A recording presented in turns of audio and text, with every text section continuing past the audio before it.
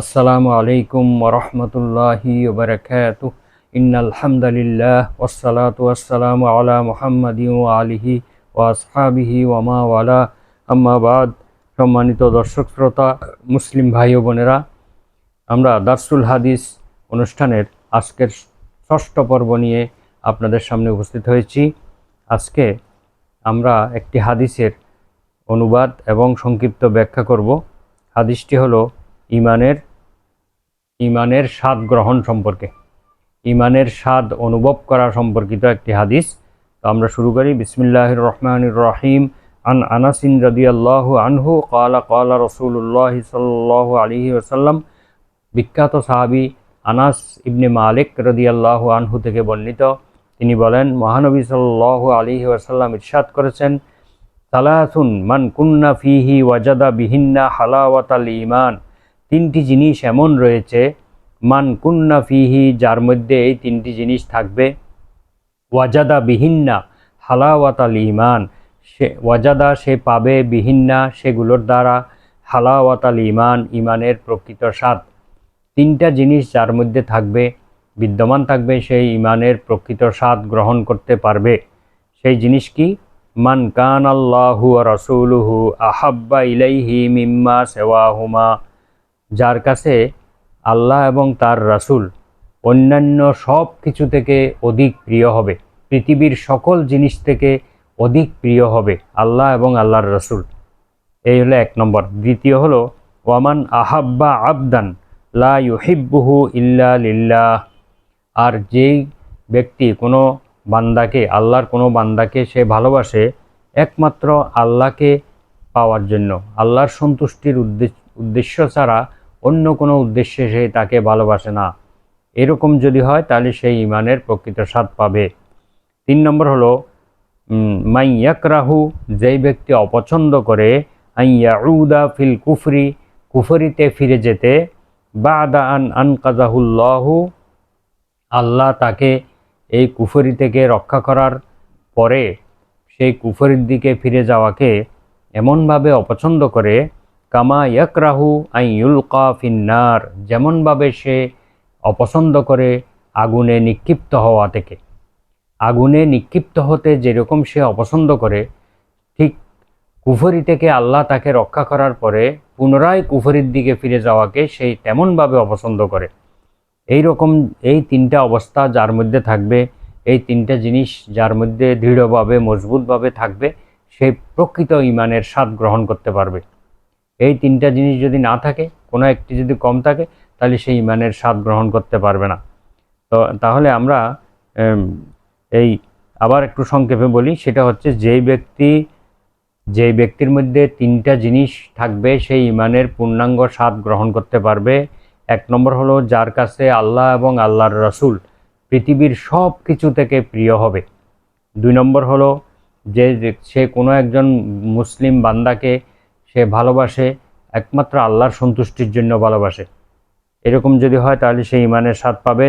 3 নম্বর হলো যে ব্যক্তি কুফরি থেকে আল্লাহ তাকে রক্ষা করার পরে সে আবার কুফরির দিকে ফিরে যাওয়াকে এমনভাবে অপছন্দ করে, যেভাবে সে আগুনে নিক্ষিপ্ত হওয়াকে অপছন্দ করে, তাকে কেউ আগুনে ফেলে দিবে এইটা যেমন সে পছন্দ করে না, ঠিক আবার কুফরির দিকে ফিরে যাওয়াকে সে এমনভাবে অপছন্দ করে।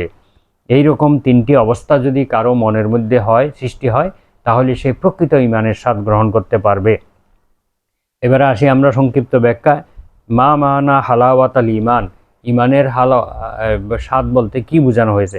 মহানবী সাল্লাল্লাহু আলাইহি ওয়াসাল্লাম এখানে বলেছেন যে তিনটা গুণ যার মধ্যে থাকবে সেই ঈমানের স্বাদ গ্রহণ করতে পারবে।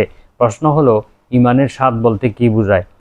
শাইখ মুহিউদ্দিন আরাবী রহিমাহুল্লাহ বলেন যে হালাওয়াতাল ঈমান বা ঈমানের স্বাদ বলতে এখানে ইবাদতের আগ্রহ বোধ করাকে বোঝানো হয়েছে। মানুষে অনেক সময় ইবাদত করতে চায় না, সালাতের দিকে ডাকলে সালাত আদায় করে না, রোজা রাখতে পছন্দ করে না, কারণ হচ্ছে সেই এগুলোর প্রতি তার আগ্রহ নেই, সেই এগুলোর প্রতি কোনো আগ্রহ বোধ করে না। তাই কিন্তু এই তিনটা গুণ যার মধ্যে থাকবে সেই তার ইবাদতের প্রতি তার আগ্রহ সৃষ্টি হবে।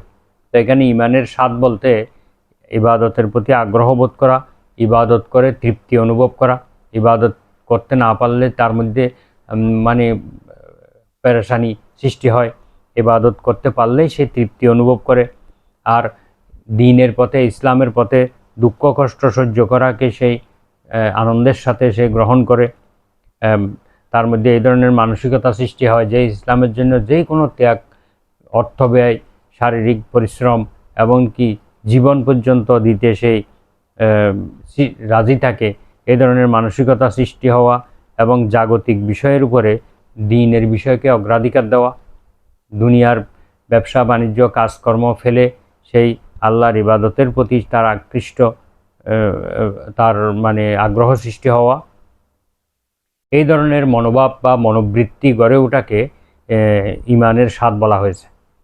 আশা করি আমরা বুঝতে পেরেছি। বিখ্যাত তফসিরকারক আল্লামা নাসিরউদ্দিন বাইদাবী রহিমাহুল্লাহ তিনি বলেছেন যে শরীয়তের অনুশাসন ও বিধিবিধান পালন করা স্বভাবগতভাবে কষ্টকর মনে হলেও এর উপকারিতা এবং প্রতিদানের আশায় যথাযথভাবে পালনে আগ্রহ সৃষ্টি হওয়ার নামই হচ্ছে হালাওয়াতাল ইমান বা ইমানের স্বাদ। তো আল্লাহ তাআলার ভালোবাসার তাৎপর্য হলো,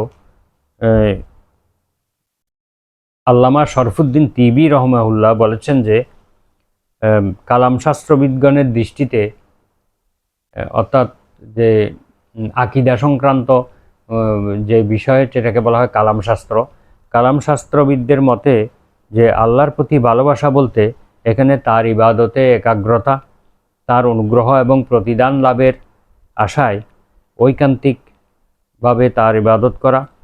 এই হাদিস থেকে যে শিক্ষা আমরা লাভ করতে পারি তা হচ্ছে আমাদের অন্তরের মধ্যে এই তিনটা জিনিস ধীরে ধীরে আমাদের অন্তরের মধ্যে এগুলোকে প্রতিস্থাপন করতে হবে। আল্লাহ এবং রাসূলের প্রতি ভালোবাসা আমাদের সৃষ্টি হবে। কখন সৃষ্টি হবে? যখন আমরা আল্লাহকে জানব।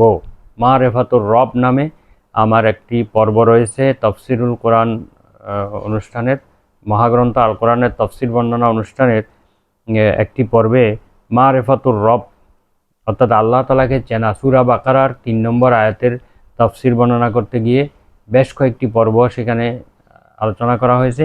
মারেফাতুর রব অর্থাৎ আল্লাহকে চেনা, মহান আল্লাহ তাআলাকে যখন আমরা চিনব, এবং রাসূল সাল্লাল্লাহু আলাইহি ওয়াসাল্লামকে চেনা মারেফাতুন নবী, এরকম একটি পর্ব আছে। মহানবী সাল্লাল্লাহু আলাইহি ওয়াসাল্লামের জীবনী যদি আমরা জানি, তাকে যদি আমরা চিনি, তাহলে তাদের প্রতি অবশ্যই আমাদের ভালোবাসা সৃষ্টি হবে। আমরা না জানার কারণেই আমাদের মধ্যে ভালোবাসা সৃষ্টি হয় না। এবং আমরা আল্লাহ এবং রাসূলের প্রতি আমাদের ভালোবাসা সৃষ্টি হবে যখন আমরা তাদেরকে জানব, তাদের প্রতি আমাদের মহব্বত সৃষ্টি হবে।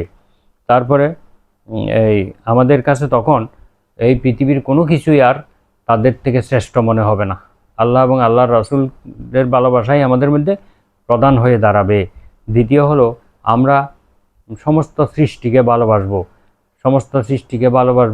বিশেষ করে আল্লাহর সৃষ্টি মানুষের প্রতি আমরা বেশি ভালোবাসা প্রদর্শন করব, তাদের উপকার করব, অসহায় মানুষকে সেবা যত্ন করব, মা বাবা আত্মীয় স্বজন প্রতিবেশী সবার প্রতি আমরা দায়িত্ব পালন করব, এবং এইটা করব একমাত্র আল্লাহকে সন্তুষ্ট করার জন্য। আল্লাহর সন্তুষ্টি ছাড়া অন্য কোনো উদ্দেশ্যে আমরা এই আল্লাহর সৃষ্টি, আল্লাহর বান্দাকে আমরা ভালোবাসবো না। আল্লাহকে সন্তুষ্ট করার জন্য ভালোবাসবো। যদি এইটা আমরা মনের মধ্যে সৃষ্টি করতে পারি, লোক দেখানো এবং সব ধরনের প্রদর্শনের মনোভাব দূর করে আমরা যদি একমাত্র আল্লাহকে খুশি করার জন্য আল্লাহর বান্দাকে, আল্লাহর সৃষ্টিকে আমরা ভালোবাসতে পারি, তাহলে আমরা ইমানের স্বাদ পাবো। ৩ নম্বর হলো যে আমরা কুফরের দিকে কোনোভাবেই যেন আর ফিরে যাওয়াকে অপছন্দ করি, কোনোভাবেই যেন আর কুফরের দিকে আমরা ফিরে না যাই। সব সময় আল্লাহর বিধিবিধানকে আমরা মান্য করে চলি, এবং এটাকে কুফরিকে আমরা দারুণভাবে ঘৃণা করব, অন্তর থেকে ঘৃণা করব। আগুনে যেমন পড়ে যাওয়াকে মানুষ অপছন্দ করে, ঠিক কুফরিতে ফিরে যাওয়াকেও সেভাবে অপছন্দ করতে হবে। তাহলেই আমরা ইমানের প্রকৃত স্বাদ গ্রহণ করতে পারবো। মানুষের ইবাদতের প্রতি, আল্লাহর বিধিবিধান পালনের প্রতি আগ্রহ সৃষ্টি হয় না কেন? এই 3টা কারণে, এই 3টা জিনিস তার মধ্যে না থাকার কারণে সৃষ্টি হয় না। তো আমরা এই হাদিসের শিক্ষা অনুযায়ী এই 3টা বিষয়কে আমরা প্র্যাকটিস করব। ধীরে ধীরে আমরা যদি চেষ্টা করি, অবশ্যই আমরা এটা আমাদের অন্তরের মধ্যে, আমাদের মনের মধ্যে এর স্থান দিতে পারবো। কিন্তু আমরা অন্যান্য পৃথিবীর জ্ঞান অর্জনের জন্য এবং পৃথিবীর কোনো কিছু অর্জন করার জন্য আমরা যেভাবে সময় অর্থ ব্যয় করি, পরিশ্রম করি, যেভাবে কষ্ট করি, কিন্তু আল্লাহর এই বিধানগুলোকে মানার জন্য আমরা তার শতভাগের এক ভাগও কষ্ট করি না। তাহলে এগুলো কিভাবে অর্জন হবে? দুনিয়ার কোনো কিছু পাওয়ার জন্য সেটা যদি বারবার অনুশীলন করতে হয়, তাহলে আল্লাহ তাআলার এই ভালোবাসা পেতে গেলে, ইমানের স্বাদ পেতে গেলে তার জন্য তো প্র্যাকটিসের দরকার হবে। সুতরাং এইগুলো আমাদেরকে প্র্যাকটিস করতে হবে এবং ধীরে ধীরে আমরা যদি চেষ্টা করি, আমাদের যদি আগ্রহ থাকে, অবশ্যই আমরা এগুলো অর্জন করতে পারবো।